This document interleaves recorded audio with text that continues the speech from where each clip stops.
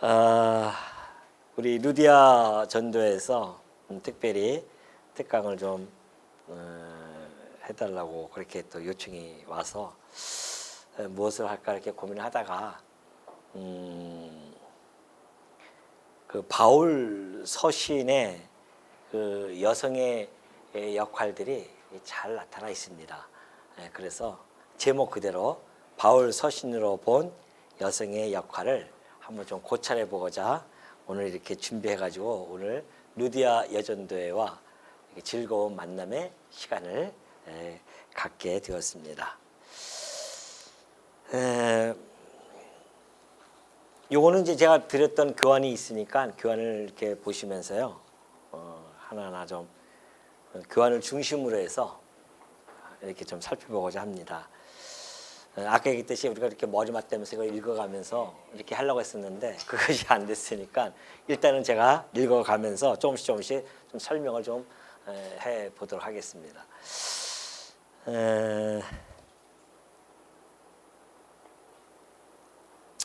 첫 번째는 이제 이끄는 말로 해서 나오죠. 전통적으로 여성 지위나 역할은 사회뿐만 아니라 가정에서도 남성 우월주의에 함몰되어 극히 미미하게 치부되어 왔다. 우리가 그동안 전통적으로 보면은 여성의 역할, 여성의 지위는 사실은 좀 미미하다고 볼 수 있었죠. 근데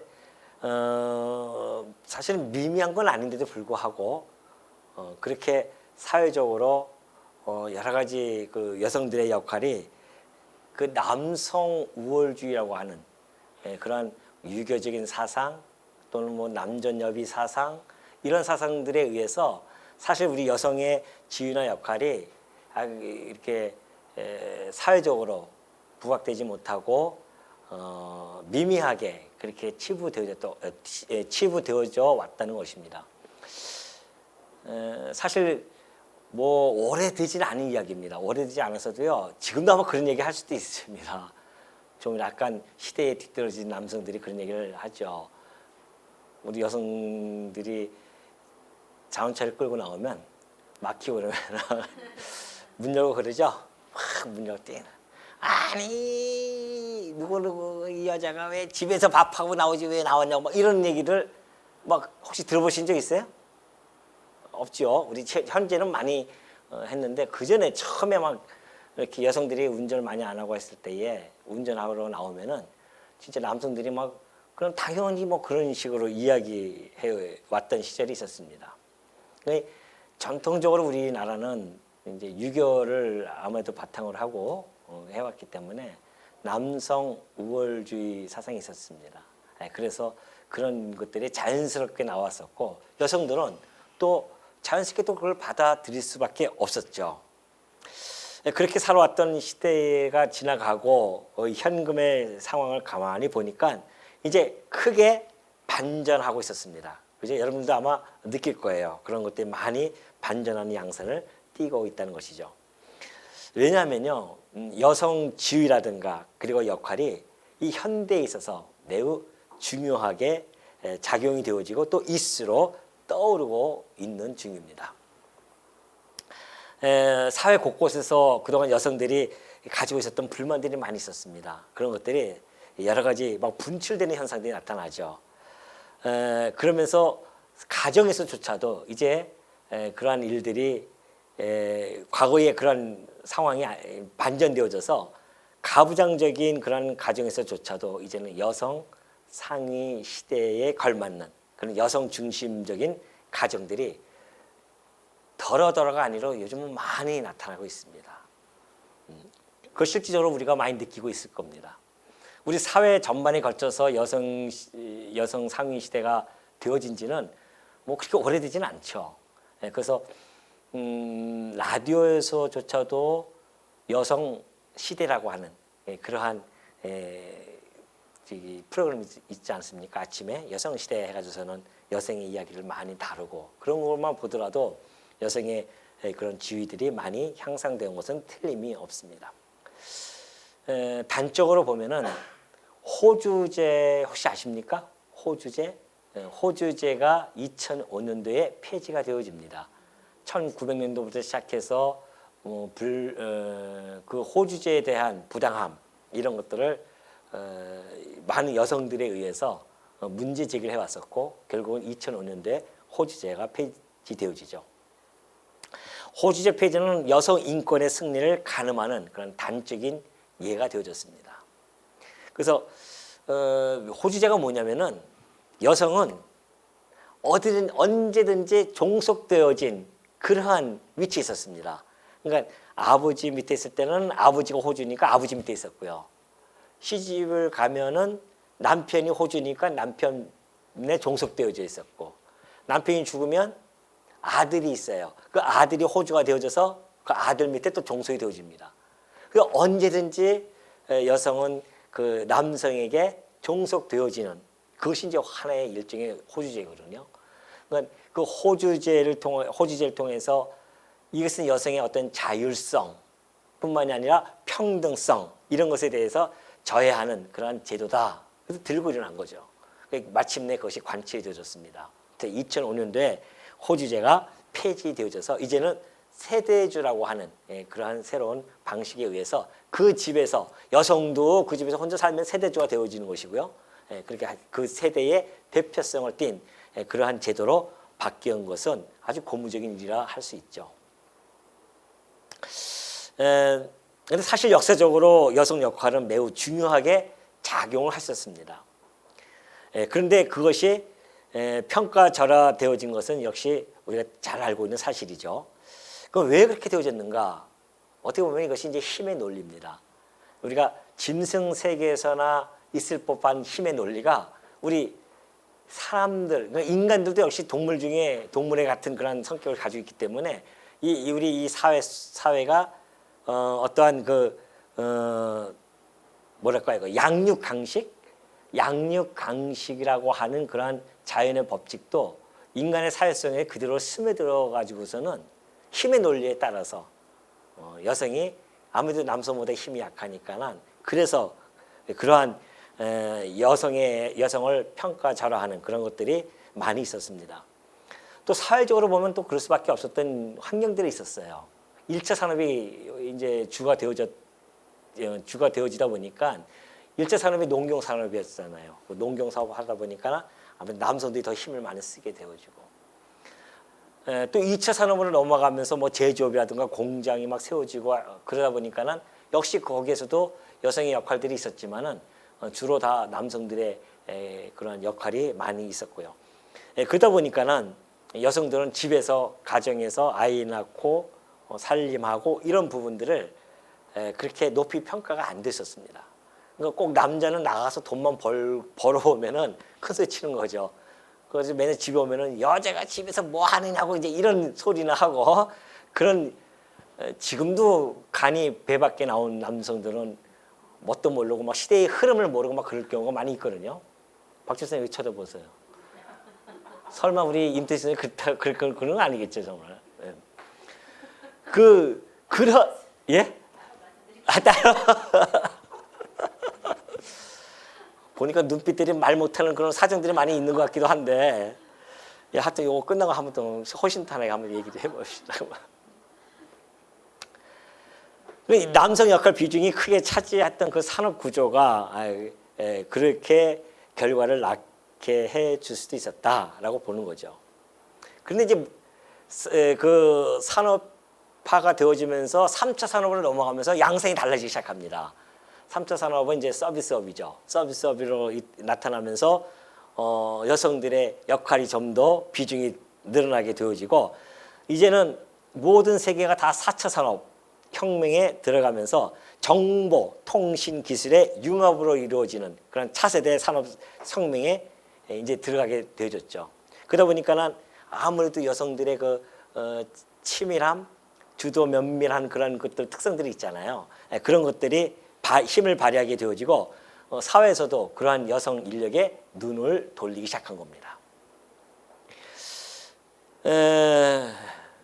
그래서 지금 현재 상황은 그 어느 때보다도 여성 역할의 중요성에 대하여 관심을 표명하고 있죠. 사회적으로 지금 현재 그렇게 흐르고 있습니다. 그래서 지금도 직장에 보면은 뭐 여성들이 직장 생활 많이 하고 있지 않습니까? 그런 것들이 지금 우리가 눈에 가시적으로 나타났고 보이고, 그래서 여성의 그 위치와 지위가 많이 향상되어졌음을 우리는 충분히 피부적으로 와 닿는 것입니다. 자, 그렇다고 한다면 지금까지는 사회적인 접근을 우리가 한번 살펴봤는데, 그렇다고 한다면 지금은 이제 한번 기독교적으로 한번 접근을 해보자는 것이죠. 자, 교회에서 여성 역할과 그 중요성은 어떻게 소개되어지며 비춰지고 있을까요? 이 현금의 신학을 보면요, 다양함이 이루말할 수 없습니다. 예컨대 세속화 신학, 그냥 신학에다가 앞에 막 붙이면 그러는 거죠.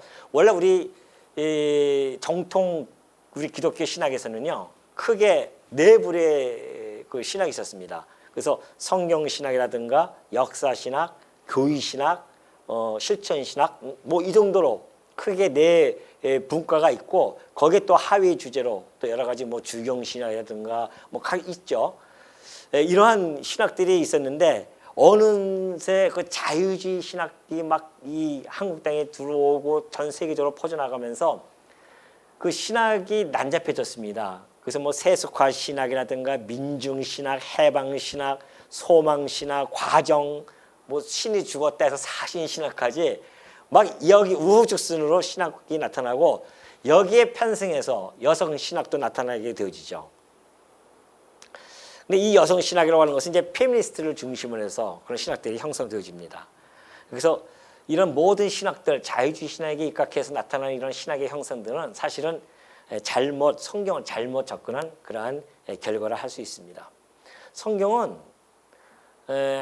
말 그대로 신학이라는 것은 하나님에 대해서 우리가 배우는 것이거든요. 하나님에 대해서 우리가 배우고 익히는 건데, 이런 인간의 중심적인 신학, 인간 중심적인 신학들이 막 우후죽순 나오면서 신학이 매우 혼잡해진 것이 오늘 이 시대의 우리의 신학 현실입니다.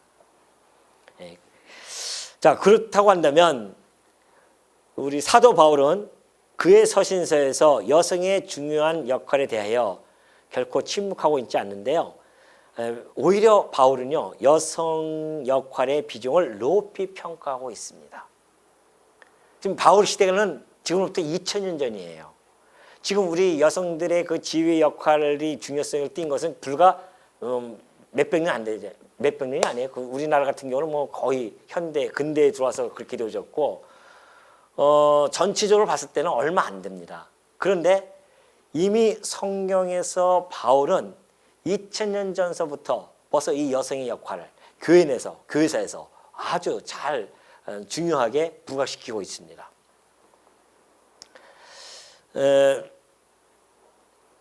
초대 교회로부터 시작해서 현대에 이르기까지 보면요, 교회 내의 여성 역할은 시대마다 그 중요성을 인정받았었습니다. 그래서 초대교회에서 보여준 여성의 역할을 크게 세 가지로 집약해서 한번 살펴볼 것인데요. 그것은 이제 첫 번째는 선교입니다. 자, 첫째, 선교적인 그런 입장에서 여성의 역할을 한번 볼 것이고요. 두 번째는 교사적인 그러한 역할, 교사적인 입장에서 우리가 한번 살펴보고, 마지막으로 세 번째는 직임자 역할을 통하여서 한번 저희들이 살펴보도록 하고자 합니다. 자, 먼저 첫 번째 선교자 역할입니다. 이 선교자 역할은 사도행전 16장 15절에 보면은 이렇게 되어져 있어요. 저와 그 집이 다 세례를 받고 우리에게 청하여 가로되 만일 나를 주 믿는 자로 알거든 내 집에 들어와 유하라 하고 강권하여 있게 하니라. 무슨 내용인지 아시죠? 이제 바울이 빌립보 지역에 가서 그 마게도니아인가 원래 이제 아시아 지역에서 복음을 전하려고 했었는데, 마게도니아 지역에서 환상 중에 오라고 하죠, 바울을. 그래서 바울이 이제 첫 번째 건너간 곳이 바로 빌립보 지역에 있었습니다. 그 유럽이에요. 그 유럽에 가서 빌립보 지역에 처음에 발을 디디고 이제 기도하러 가다가 우물가에서 한 몇 명이 모여서 여성들이 이렇게 담소를 나누면서 빨래를 하고 있었단 말이죠. 그걸 딱 보고서는 바울이 어떻게 그런 감각을 가졌는지 그 여성들이 있는 데 가서 복음을 전합니다. 근데 놀랍게도 하나님께서 루디아의 마음을 확 열어버렸어요.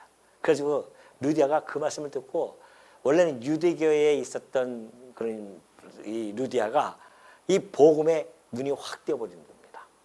너무너무 감격해가지고서는 세례를 받고서는 바울이요, 우리 집에 갑시다.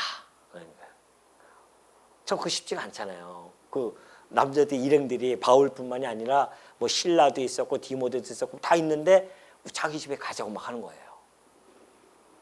그래서 그 집에 이제 바울이 맨 처음에 좀 어떻게 이거 했겠죠. 아, 무슨 아니라 이렇게 딱 거절했을 때에 이때 이제 루디아가 한 이야기입니다. 만일 나를 주를 믿는 자로 알거든 내 집에 들어와서 유하라고 아주 강권합니다. 강권해요. 그러니까 강권했다는 것은 바울이 처음에는 거부했는데 그 루디아는 강권을 해가지고서는 그러면 그냥 바울이 그냥 거부했으니까 그냥 알았습니다. 이게 아니에요. 강권해서 차라리 그래가지고 그 집에 앉힙니다. 그리고 그 집에서 그 집으로부터 시작해서 이제 바울은 이제 거기 거처가 마련되어졌으니까 마음 놓고 그 빌립보 지역을 다니면서 복음을 전할 수 있게 그러한 환경이 갖춰진 거죠. 이것이 빌립보 교회의 시발점이에요. 루디아가 아까 우리 집사님 기도 중에 그 하셨잖아요. 그래서 그 집에 진짜 그 선교 전초 기지가 되어져서 유럽의 복음화가 되어지는데 아주 일조를 가합니다.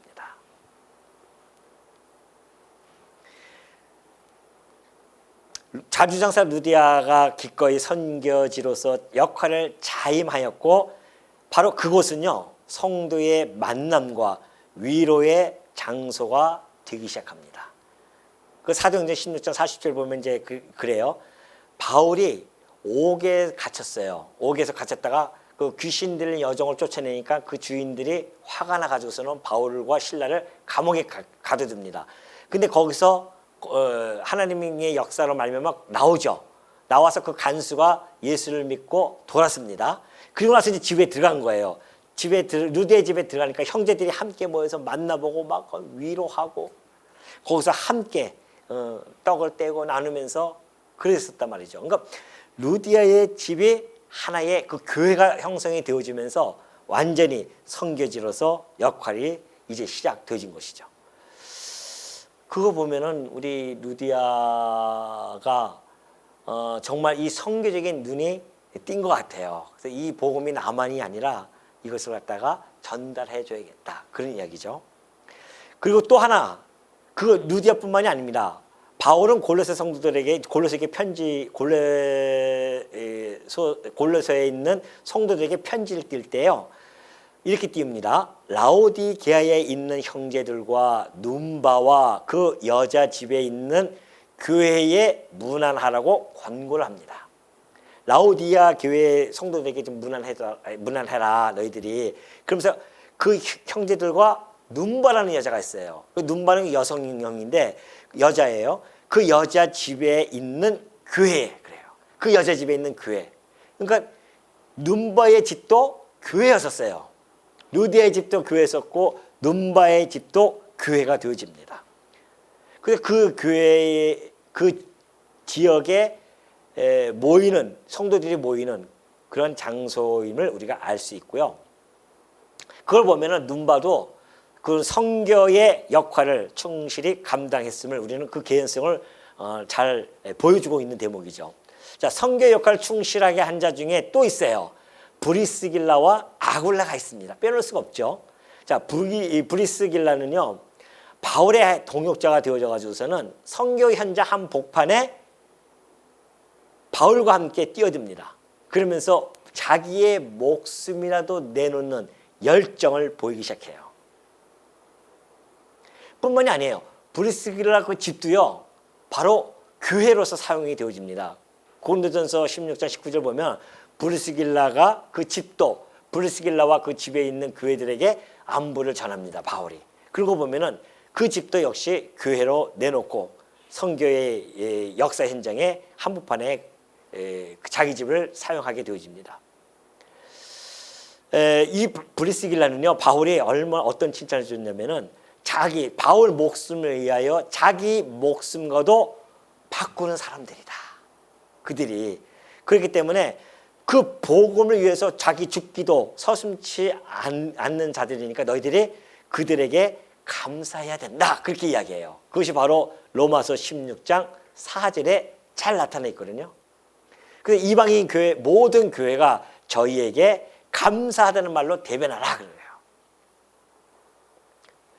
자, 지금 제가 한 3분 정도를 해서요. 첫 번째 누구요? 루디아. 두 번째 눈바. 세 번째 브리스길라. 2000년 전에 그 여성들이 자기 집을 선교 기지로 삼고 선교의 현장에 뛰어들었을 뿐만이 아니라 특별히 이 브리스길라는 자기 생명까지도 그 바울을 위해서, 바울 그 남자를 위해서가 아니에요. 바울이 간직한 그 복음을 위해서 뛰어드는 겁니다. 우리 루디아 여전도회, 루디아는 누가 이름을 지었습니까? 여전도회. 이름이 한나고 루디아라는 이름이 나왔어요. 예. 그랬는데 맨 처음에 저희들이 한나가 될 뻔했어요. 예. 그랬는데 이제 이덕수 목사님이 예. 그래도 기도하는 본으로 해가지고 한나로 하고 예. 우리는 루디아로. 너무 이름을 잘 지셔가지고서는 루디아. 지금 얘기했죠? 루디아가 어떤 활동을 했는지. 그럼 우리가 루디아 여전다라고 이름을 졌고 거기에 속해 있는 구성원이라고 한다면 2000년 전에 우리의 믿음의 선배였던 그 여성이었던 그 루디아가 했던 그 모습을 우리는 상상 할 수가 없죠. 루디아 여전다 하면 그것이 떠오른단 말입니다. 그가 했던 일들, 더불어서 눈바라든가 브리스길라 했던 그런 모든 일들, 이런 것들이 우리 루디아 여전도에 깊게 배어 있을 것입니다. 그러죠? 예, 영 대답이. 왜? 집 내놓을까 봐요? 성계지로 한번 집 내놓으라고 하실까 봐 지금 답을 별로 안 하시는 것 같아요, 지금. 갑자기 막 침묵을 일관하시는데요. 맞아요. 아유, 난 내 집에서 이렇게 우리 집만, 우리 가정들만 이렇게 있는 거 아니라 우리 루디아 여전, 특별히 우리 루디아 여전도회라는 이름을 가진 우리 여전도회는 정말 자기 집을 내놓아서 선교의 전초 기지로 삼을 수 있을 정도의, 하나님, 이 집이 복음을 전하는 이런 집이 되게 해달라고 기도하는 것이 루디아 여전도의 기도 아니겠어요? 맞습니까? 믿습니까? 맞습니다. 그래서 그 여성의 역할들을 2000년째 보니까 대단하잖아요. 어떻게 그렇게 바울이 그냥 마음 놓고 복음을 전할 수 있도록 이렇게 여성들이 역할이 컸단 말이죠. 그래서 첫 번째 보니까 그때부터 시작해서 2000년 교회사 동안에요. 그런 일들이 너무너무 많이 있죠. 사실 보이지 않는. 여기서는 지금 특별 계시로서 기록이 되어졌으니까 그렇게 기록되어졌지만 2000년 교회사에 흘러오면서 수많은 여성들이 루디아와 제2의 루디아, 눈바, 브리스길라가 되어져서 그랬으니까 지금까지 이 선교가 엄청나게, 물론 그분들이 다 그렇게 그분들 때문에 된 건 아니지만은 다양하게 하나님께서 역사에 가시지만은 그분들의 그 역할도 이 2000년 교회사에서 복음이 전파되어지는데 아주 중요한 역할들을 담당했다는 것은 잊지 마시기 바랍니다. 우리 루디아 여전도에도 그러한 우리 2000년 전에서부터 시작해서 지금까지 내려왔던 수많은 우리 여성의 믿음의 선진들에 의해서 그들의 이 선교적인 역할을 통해서 우리 한국 땅까지 왔고 우리도 지금 그 일들을 해나가고 있지 않습니까? 그 한복판에 우리 루디아 여전도회가 서 있는 겁니다.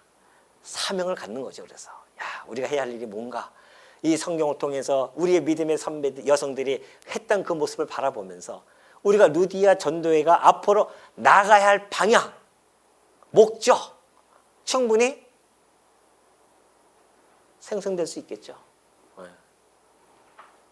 그런 차원에서 오늘 이 시간이 매우 여러분들에게 유익한 우리 시간이 되어줬으면 하는 바람입니다. 두 번째, 교사적 역할이 있었습니다. 여성들의 역할이 교사적 역할인데요. 사도행전 18장 26절입니다. 그가 회당에서 담대히 말하기를 시작하거늘 브리스길라와 아굴라가 듣고 데려다가 하나님의 도를 더 자세히 풀어 이르더라. 그래요. 무슨 얘기냐면요. 우리 여성이 교회에서 가르치는 은사를 통해서 교사 역할을 감당하는 것은 교회의 유익을 꾀하는 그러한 행위입니다. 혹자들은요, 바울의 말을 빌려서 이렇게 이야기합니다. 여자들이 교회에서 가르치는 것은 옳지 않다. 그래서 그것을 막기도 하죠. 그러나 이것은 바울이 이야기하고자 하는 그 의도를 곡해했기 때문에 나타난 결과일 뿐입니다. 바울은 고린도 교회를 향해서 여자는 잠잠하고 저희의 말하는 것을 허락하지 말라고 권고하고 있습니다. 그러나 이 고린도 교회에 대한 권고는요, 시대성을 반영하지 않으면 안 됩니다. 그러면 오해 여지를 남겨두게 됩니다. 당시 고린도 교회는요, 여성들로 인해서 혼란스러운 상황이 전개되고 있었어요. 이로 인해서 교회 질서가 필요했었고, 이를 다잡는 그러한 과정에서요, 바울은 지금 이들에게 그러한 말씀을 전해 드린 거죠. 또 바울이 그 디모데에게 편지를 보내면서 이런 얘기도 했었어요. 디모데 전서 2장 12절에 보면 그러죠. 여자가 가르치는 것을 금하는 권고 표현이 나타납니다. 이 말씀 때문에 지금까지 보수주의를 자처하는 우리 장로교회에서는요, 여자 목사의 지임을 허락하지 않고 있습니다. 지금 일반적으로 여자 목사를 허락하는 것은 우리 합동 측에 있는 보수에서는 아직은 없어요. 근데 이제 그 합동 측에서 떨어져 나간 우리 총에서도 여자 목회가 있습니다. 목사들이 있어요. 떨어져 나간 이제 그러한 총회들에서는 지금 여자 목사들을 받아주고 임직하고 있습니다.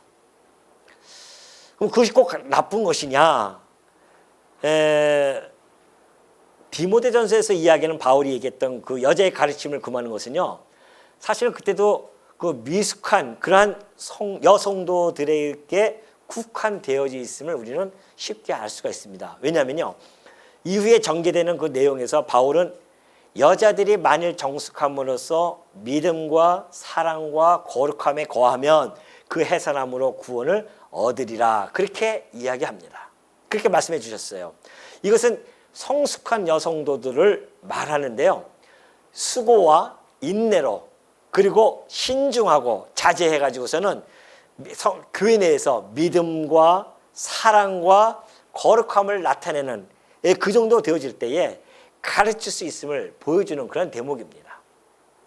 그러니까 여성들이 교회에서는 잠잠하고 가르치면 안 된다, 그런 것은 우리가 성경을 해석하는 데서 좀 더 좀 지평을 넓혀야 됩니다. 그 단어적인 문자를 가지고서는 평가해가지고서는 그렇게 여성의 가르치는 것을 막아버리면은 정말 너무나 많은 그 중요한 그리고 유능한 일꾼들을 이렇게 차단시키는 이런 결과를 나타내게 되는 거죠. 그 브리스길라가요, 초대교회에서 보면은 여자의 가르침이 종종 나타나고 있습니다. 대표적 인물이 아까 언급한 브리스길라입니다. 잘 아시죠? 자, 브리스길라는 아굴라의 아내입니다. 그런데 꼭 부부가 소개되어질 때 아굴라가 먼저 나오는 것보다도 브리스길라가 나오는 그런 경향이 아주 짙어요. 많단 말이죠. 왜 그런가 하면은 여성이었던 그 브리스길라의 영향력이 그만큼 컸다는 겁니다. 남편 아굴라보다도 아내 브리스길라의 영향력이 컸기 때문에 성경에서 항상 기록할 때는 물론 아굴라가 먼저 나올 때도 있어요. 그러나 대부분이 브리스길라를 먼저 언급합니다. 그만큼 브리스길라가 정말 하나님의 일꾼으로서 아주 커다란 몫을 충분히 감당했음을 우리는 충분히 알 수가 있는 것이죠. 어디서 그것을 우리가 살펴볼 수 있냐면요, 아까 바울이 얘기했듯이 브리스길라는 그 선교를 위해서 목숨까지도 내놓는 그런 여정부입니다. 그런 기질을 가지고 있죠. 어느 날 아볼로가 있어요. 아볼로는 저 알렉산드리아라고 하는 그 도시에서 아주 유명한 도시입니다. 학문적으로 뛰어난 도시였거든요. 거기서 이제 온 사람이었어요. 근데 아볼로는 성경에 능통해요. 성경을 막 가르치고 있는데 브리스길라와 아굴라 걸 딱 듣고서는 2%가 부족한 게 아니라 엄청 부족한 게 있어요. 그래서 아볼로를 부릅니다. 그래가지고서는 아볼로를 불러서 하나님의 도에 관해서 자세히 풀어서 가르칩니다. 그렇게 표현되어 있어요. 하나님의 도를 자세히 풀어서 가르쳐요. 그러니까 이 브리스길라의 이 성경 지식, 신학적 지식은 뛰어나다는 것이죠. 아니 학문적으로 뛰어난 성경에 능통한 아볼로를 하나님의 도를 자세히 풀어 가르칠 정도의 그러한 실력을 갖췄어요. 브리스길라가. 참 우리 루디아 여전도회 같은 그 정도의 실력을 갖춘 분이 틀림없다고 저는 믿습니다.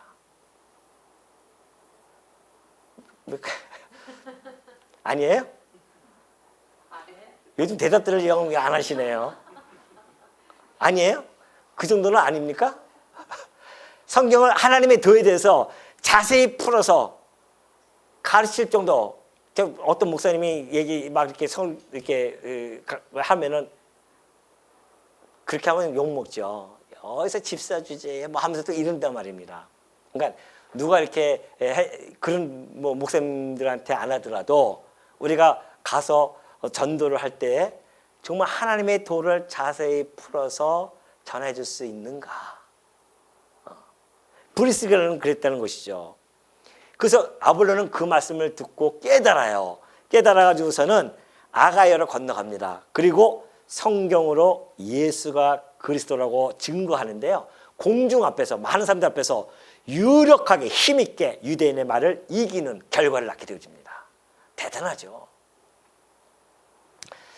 그래서 우리 이 브리스길라와 정도의 그 여성이라고 한다면 충분히 우리 말씀운동 성원교회의 루디아 여전도회와 나는 맞먹는다고 난 그런 실력을 갖추고 있다. 저는 그렇게 봅니다. 그러니까 여러분들도 자부심을 가지시고 하나님의 도를 자세히 풀어 가르칠 수 있는 그 역할, 그것이 바로 우리 루디아 여전도회가 하는 일입니다. 왜 전도회라고 붙였을까요? 도를 전하는 거예요. 목적은 그겁니다. 그 과정 속에서 교제를 나누고 그런 과정이 있지만 그러나 전도회라고 하는 것은 도를 전하는 회예요. 그러니까 루디아 전도회의 목적 방향은 도를 전하는 것이죠. 물론 본인들의 우리 전도 회원들의 집을 전도 기지로 삼고 선교 기지로 삼고 거기서부터 시작되어지는 복음 전하는 거죠. 그리고 벌써 우리 선교 기도처, 우리는 기도처라고 합시다 그러면 선교지로서의 기도처 지금 몇 개가 있어요 지금? 네. 6개? 어떻게 해요?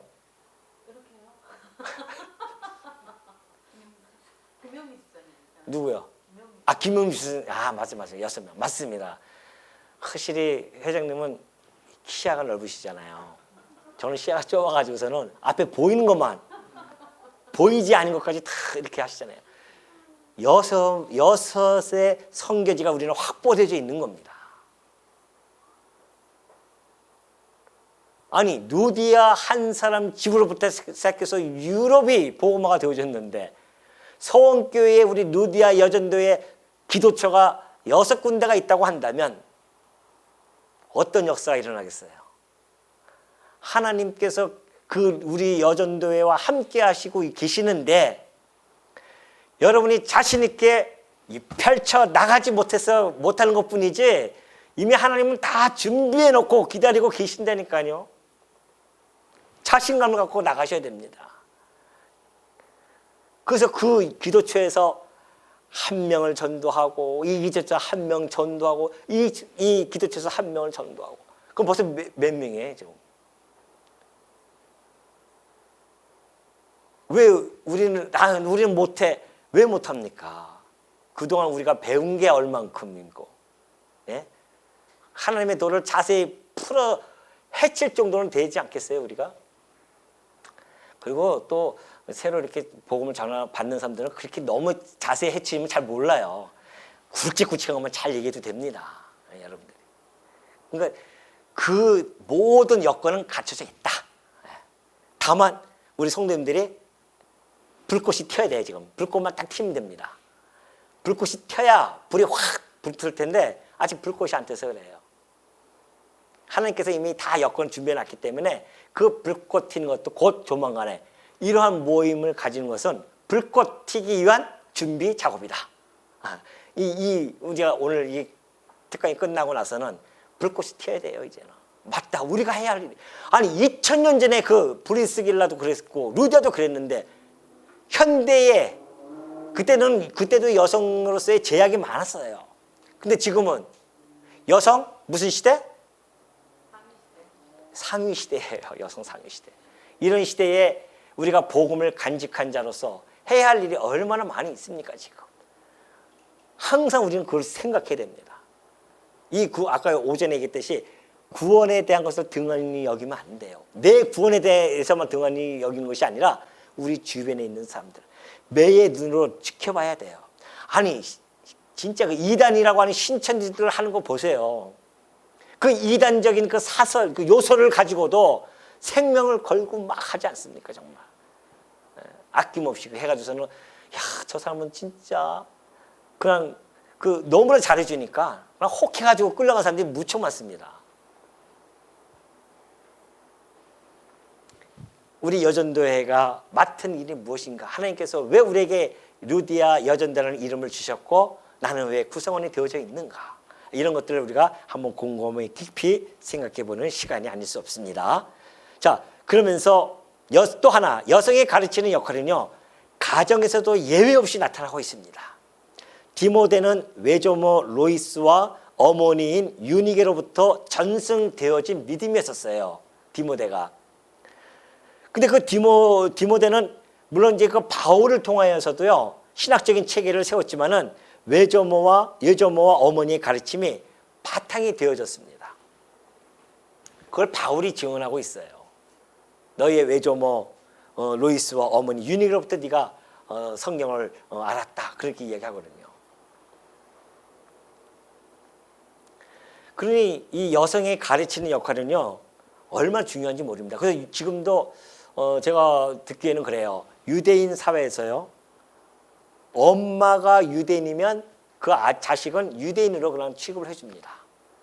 근데 엄마가 만약에 이방인이면은 유대인으로 그렇게 받아들이지 않는다고 하더라고요. 왜? 그만큼 어머니의 역할이 중요합니다. 가정에서. 그래서 이 가르치는 일에 가정에서조차도 가르치는 일에 역할을 충실히 했다는 것이죠.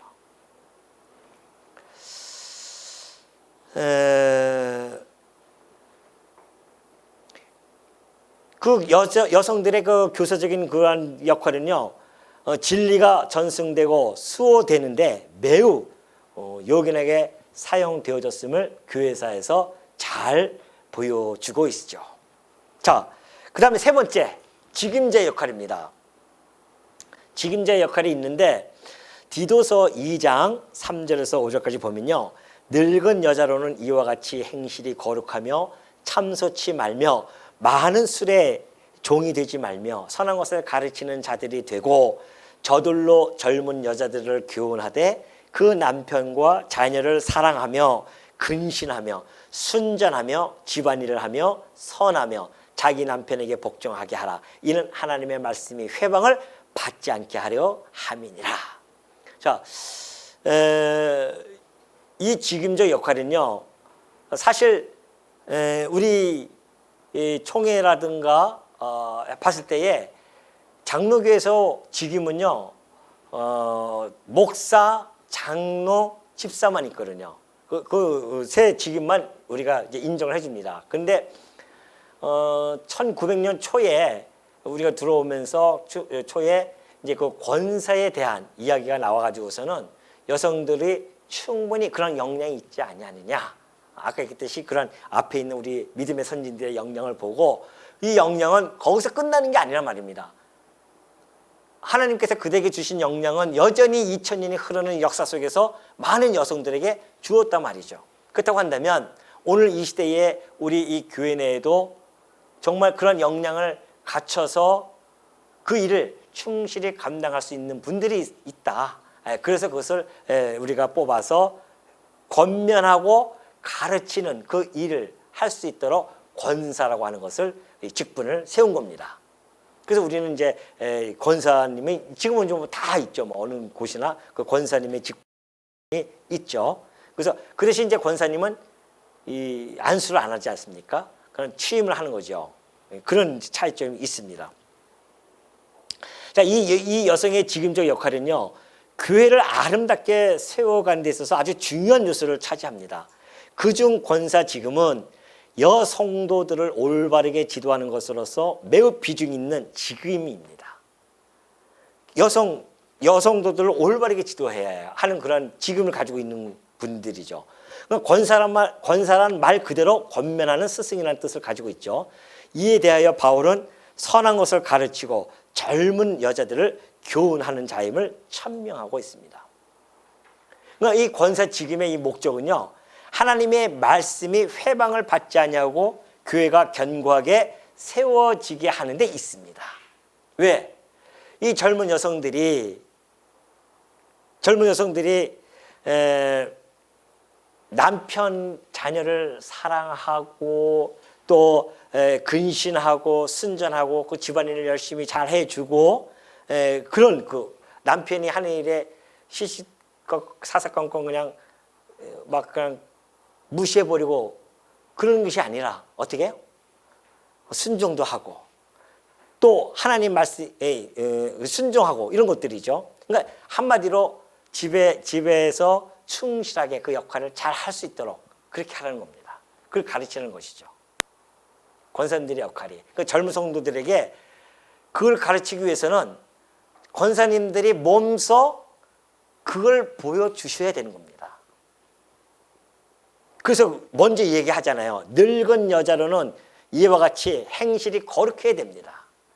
권사님들은 행실도 거룩하고 참소치 말며 남을 갖다 막 참소하고 그냥 말이 그냥 욕하기나 하고 그런 것이 아니라는 것이죠. 또 술의 종도 되지 말고 선한 것을 가르치는 자들이에요.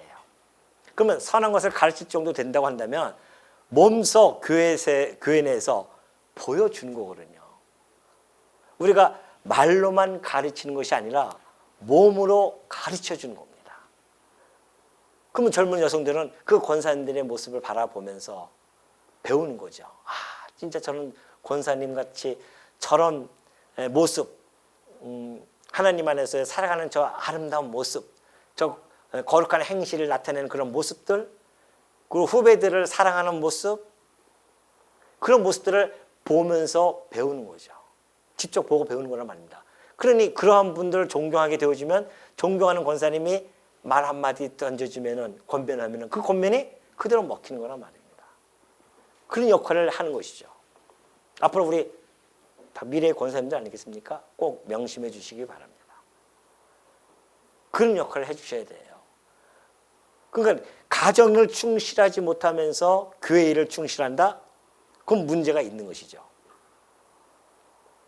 그래서 견고한 교회 출발은 가정에서부터 시작된다고 해도 과언이 아닙니다. 가정 평화는 곧 공적 모임인 교회에서 꽃을 피울 수가 있습니다. 그러나 가정 불안은요, 교회를 세워가는데 암초적인 요인으로 작용할 수밖에 없습니다. 그래서 바울은 권사들로 하여금 젊은 여성도들에게 가정에서의 중요한 역할, 임무에 대하여 권면하라고 그렇게 권고를 하는 겁니다. 저는요, 제가 이제 물론 이제 나중에 그 나타나겠지만은 저의 목회의 어떤 방향, 그런 철학이 있는데 그것은 제일 먼저 가정교회를 견고히 세워나가는 데 있습니다. 가정교회가 흔들려 버리면요, 교회요? 흔들려 버립니다. 보십시오. 아침에 왔어요. 딱 보면 제가 알아요. 두 분이 싹 들어와요. 근데 얼굴이 뭔가 희한해. 뭐 찬바람이 쌩 돌면은 어제부터 시작했는지 모르지만 오늘 아침에 시작했는지 모르지만 오다가 그랬는지 모르지만 뭔가가 쎄하구나. 그러면 와가지고 탁 돌아져가지고 있는 거예요. 그럼 누가 집사니 하면은 딱 한마디면 기분 상해 있으니까 쳐다보지도 않고 그냥 예. 그러면 또 그 인사하신 분은 또 마음이 아플 거 아니에요. 왜 내가 싫은가? 그러니까 이게 문제가 되는 겁니다. 그래서 이 가정이 화목하면 교회 오면요 그 화목이 그대로 다 드러납니다. 화목이 드러나요. 그래서 저는 가정교회를 매우 중요시합니다. 그래서 가정에서의 충실한 것, 아내는 아내들의 가정을 충실하게 하고 남편은 남편들의 가정을 충실하게 해서 정말 그 안에서 그리스도의 사랑의 그 향기들이 가득 품어져 있으면 교회는 그런 분들이 생기고 더 한 분, 한 가정, 두 가정 생기면 생길수록 교회에는 그리스도의 향기가 가득 찰 수밖에 없지 않습니까? 그것이 이 교회가 견고히 세워가는 아주 뭐랄까요, 그게 결정적입니다. 결정적 요소들이에요.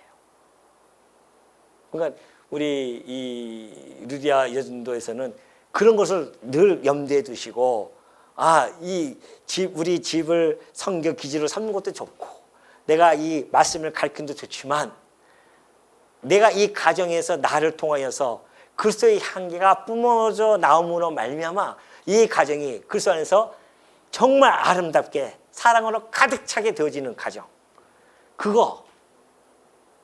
그렇게 되어질 때에 교회가 그냥 아름답게 막 견고하게 세워질 수가 있는 거죠. 그 역할을 충실해야 된다. 우리 여성, 남성은 왜 얘기 안 하냐고요? 남전도회 때 제가 할게요.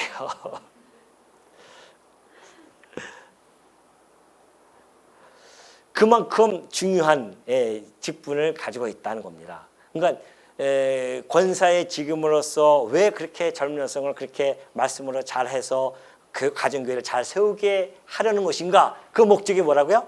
하나님의 말씀을 회방받지 않기 위해서.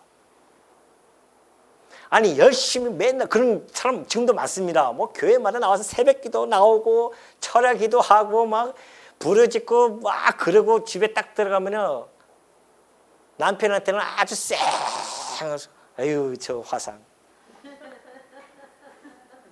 아유 저 하나님 믿지도 못하고 하나님 말씀 듣지도 않고 아유 저 불택자가 틀림없어요. 집에서는 여기다 시커 막힌 교회에서는 철야 기도하고 가가지고서는 그렇게 해줘서는 남편한테 그렇게 대해 보십시오. 되나? 하나님 그러고 나서 아이고 다음 주에는 뭐 우리 교회 행사 있대 같이 갑시다. 그럼 남편이 예 하면 따라오겠어요? 아이고 니나 가라. 말씀을 회방을 받는단 말입니다. 정말 남편이 봤을 때 아내 봤을 때에 와, 저 사람은 도대체 믿는 그 예수가 어떤 분이시길래 어떻게 저런 행동이 나올 수 있겠는가? 부정적인 행동 말고요. 긍정적인 거 말이에요. 긍정적인. 어떻게 저런 행동이 나올 수 있을까? 정말 예수 믿는 사람은 저렇게 다른 것인가? 왜 그게 두 분이 떨어져 있으세요? 떨어져 있어. 아니, 진짜 그래야 되지 않습니까? 그럼 남편이 아내를 보고서는 교회 나오고 싶은 마음이 들어야 되는 거 아니겠어요? 말씀의 회방을 안 받아야 된단 말입니다.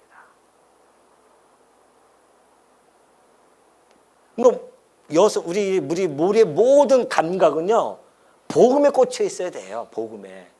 내가 직장에 가서도 가정에서도 어디 갔든 간에 이 내게 주신 이 복음을 어떻게 이걸 통해서 하나님의 영광을 드러날 것인가, 여기에 우리 초점을 맞추고 살아가야 되지 않습니까? 사는 목적이 뭔데요, 우리가 도대체? 여기에 그런 뭐 한번 빌딩 한 50층짜리 한번 올리고 싶으세요? 그 9.12 테러 그때 보니까요, 쌍둥이 빌딩 하루아침에 싹 없어지더라고요. 없어질 것들이에요. 하늘에 보물을 쌓아두는 그런 지혜가 필요합니다. 또 하나의 직임이 있어요. 로마서 16장 1절과 2절을 보니까요, 내가 갱그레아 교회의 일꾼으로 있는 우리 자매 베베를 너희에게 청구하노니 너희가 주 안에서 성도들의 합당한 예절로 그를 영접하고 무엇이든지 그에게 소용되는 바를 도와줄지니 이는 그가 여러 사람과 나의 보호자가 되었음이니라. 그래요.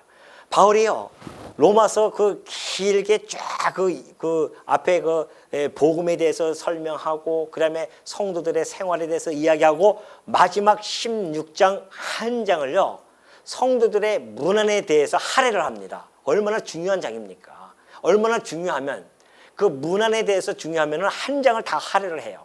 그때 그 말씀을 하신 거예요. 갱그리아 교회 일꾼이에요. 있는 그 자매 베베가 있는데 갱그리아 일꾼이었습니다. 내가 너에게 청구하는데 로마에 있는 성도들이죠. 너희가 주 안에서 성도들의 합당한 예절로 그를 영접하고 무엇이든지 그에게 소용되는 바를 도와주어라. 그래. 그가 여러 사람과 나의 보호자가 되어졌다. 그런 이야기죠. 자, 교회를 견고하게 세우는 데 있어서 여성의 직임적 역할 중에 또 하나는 아까는 권사였고요. 두 번째는 집사입니다. 집사의 직임입니다. 바울은 자매 베베를 로마에 청구하면서 최선을 다해 그녀를 영접하고 도우라는 권고를 합니다. 자, 베베는 갱그레아 교회의 일꾼임을 명시하고 있는데요. 여기서 일꾼이라는 단어는요, 디아코노스입니다. 디아코노스라는 단어는 하인 또는 고용인, 다시 말해서 집사라는 뜻이에요. 그 뜻을 가지고 있습니다. 다시 말하면 베베는 갱그리아 교회에서 봉사를 하는 집사의 직임을 가진 여성도라는 뜻입니다. 바울이 갱그리아 교회 일꾼이라 한 것은 교회의 그 갱그리아 교회의 여집사야 그런 뜻이에요. 근데 여기서 우리가 이제 주목할 부분이 있어요. 자매 베베를 합당한 예절로 영접하라 그렇게 이야기합니다. 바울이 로마의 성도들에게 합당한 예절로 영접해라. 그에게 소용되는 바를 도와주라는 권고의 이유입니다. 그에게 도와주라는 것이죠. 그가 무엇이 필요하면 다 도와줘라. 왜? 그는 복음에 의해서 살아가는 자들이니까. 그러면서 자매 이 베베가 여집사 베베가 여러 사람과 바울의 보호자가 되었기 때문이라고 이렇게 얘기합니다. 여러 사람과 바울의 보호자예요. 여기서 보호자라는 단어는요, 프로스타티스라는 단어입니다. 그 명사거든요. 여성 보호자, 여성 후원자 이런 뜻을 가지고 있어요. 다시 말해 베베는 바울의 후원자로서 봉사를 하고 있었음을 알 수 있는 대목입니다. 바울의 후원자가 무슨 뜻이겠어요?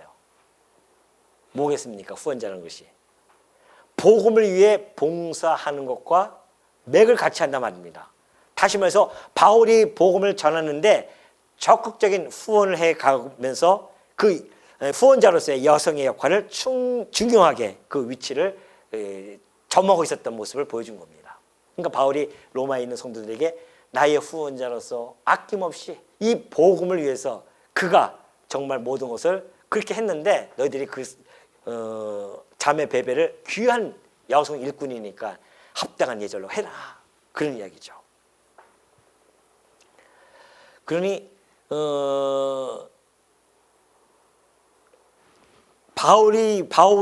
바울뿐만이 아니라 여러 사람이라고 하는 것은 복음을 전하는 많은 사람들이에요. 그런 사람들의 후원자의 역할을 했던 그런 여성의 역할이 있었습니다. 그건 큰 역할 아닙니까? 그래서 바울이 그리고 그 일행들이 복음을 전할 수 있도록 복음에만 전념할 수 있도록 그렇게 뒤에서 후원하는 모습들 이런 여성의 역할들이 있었기에 2000년 교회사에서 이 엄청난 역사가 일어났다는 겁니다. 물론 우리가 오전에 뵀듯이 하나님께서 그들과 함께 하셔서 해 주었듯이 초대교회 사도들에게 함께 하셔서 그렇게 해 주었듯이 여전히 이들에게도 하나님이 함께 하시면서 당신의 뜻한 바를 이루어 가십니다. 그러니까 하나님의 뜻의 도구로서 이렇게 사용되어졌어요. 복음의 전령, 복음의 전령의 도구로서 사용이 되어집니다. 그 집사의 역할을 했었습니다. 그뿐만이 아니에요. 바울은 로마에 있는 성도들에게 문안할 대상들을 쭉 열거해 16장에서 주 안에서 수고한 여성들을 영급하고 있어요. 그들 중에 마리아가 있었고요. 드루베나와 드루보사, 버시 등이 있었습니다. 바울은 특별히 이들을 소개할 때 수고라는 코피아오라는 단어를 강조하거든요. 그들이 교회를 위하여 수고하였다. 그렇게 피력하고 있어요. 그 수고라고 하는 것은 봉사와도 맥을 같이 한다는 겁니다. 그렇게 봉사했다는 겁니다. 그래서 집사는 뭐예요? 봉사직입니다. 봉사직이에요. 그래서 여성분들이 교회 내에서 집사로서 그 봉사직을 감당함으로 말미암아 교회가 우뚝 서가면서 견고하게 세워가면서 복음은 외부로는 퍼져나가고 내부적으로는 교회가 견고히 세워지는 이러한 여성의 역할이 이 세 가지 역할을 통해서 교회가 그렇게 중요한 역할들을 함으로 말미암아 이제는 교회사가 이렇게 아름답게 꽃필 수 있었다는 것입니다. 그러니 우리 루디아 여전도의 역할이 어느 정도이겠습니까 지금? 네? 어느 정도예요? 지금 막 사명이 불타오릅니까 지금? 사명이 불타올라요? 그래야 되죠. 하나님이 나를 누디아, 그것도 누디아라고 하는 이름, 그런 큰 교회는 1여전도에 2여전도에 하는데 우리는 누디아라고 하는 그 이름을 특징을 지어서 전도회를 했다고 하는 것은 하나님께서 우리 이 목사님을 통해서 이름을 지어준 거란 말입니다. 왜? 누디아의 그 역할을 충실히 감당하는 전도회로 그런 발돋움 하기를 원하는 그 소원을 가지고 했단 말이죠. 여러분들이 그 구성원들이에요. 말로만 누디아 하고 그러지 마. 그렇게 한다고 한다면 그 이름의 취지의 뜻을 모르는 거죠. 루디아 하면은 2000년 전에 그 루디아를 생각해야 되고 더불어서 그 루디아뿐만이 아니라 num바라든가 그 브리스길라라든가 여기 나오는 베베라든가 이런 여성들의 역할을 루디아 전도회에 다 모아서 어떻게 해요? 네? 루디아 전도회에 감싸 놔야 되지. 그래서 그 역할을 해 나가는 겁니다. 그러니 우리 이 소원교회가 앞으로 어떻게 하나님께서 이 누디아 여전도회를 통해서 해나가실지 아무도 몰라요. 오늘 이 시간을 하나님이 허락하신 것은 뜻이 있으시겠죠. 여러분들이 오늘 이 말씀을 듣고 그동안 잠자고 계셨다고 한다면 오늘 이 말씀이 여러분들을 깨우치는 그러한 말씀이 되지 않을까 저는 그렇게 보여집니다.